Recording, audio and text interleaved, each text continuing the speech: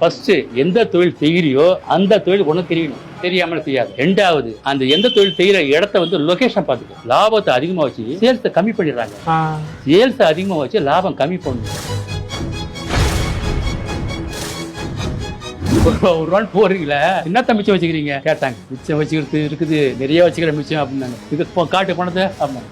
பேரு பேரு பேரு கனடால இருந்து போன் பண்றான், எனக்கு யூகேல இருந்து போன் பண்றான், ஹைதராபாத் இருந்து போன் பண்றான். இது யாருக்கு வரும்? கோடி கோடியா பணம் அவனுக்கு கிடைக்காது. நான் நிக்கிறேன் அதுல. எவ்வளவு விலைவாசி ஏறி போச்சு. ஒரு வாடி 150 ரூபா வெங்காயம் வித்துது. அந்த டைம்ல சரி, அப்பயும் 1 ரூபா தான் வடை போட்டேன், 1 ரூபா தான் போட்டேன். நான் எம்ஜிஆரோட தீவிர பக்தன். அவர் பல பேருக்கு, பல கோடி பேருக்கு உதவி பண்ணிருக்காரு. என்னால அவர் மாதிரி செய்ய முடியாது. நான் அவர் கோடியில ஒரு பங்காவது நான் செய்யணும் அப்படின்னு ஒரு சின்ன ஆசை. லாபம் கம்மியா கிடையாது, ஆனா நஷ்டம் கிடையாது. உனக்கு 10 ரூபா கிடையாதுப்பா, எனக்கு 2 ரூபா கிடையாது, எனக்கு போதும். ஜனங்க வாங்கிட்டு போயிட்டு சாப்பிட்றாங்க பத்தியா.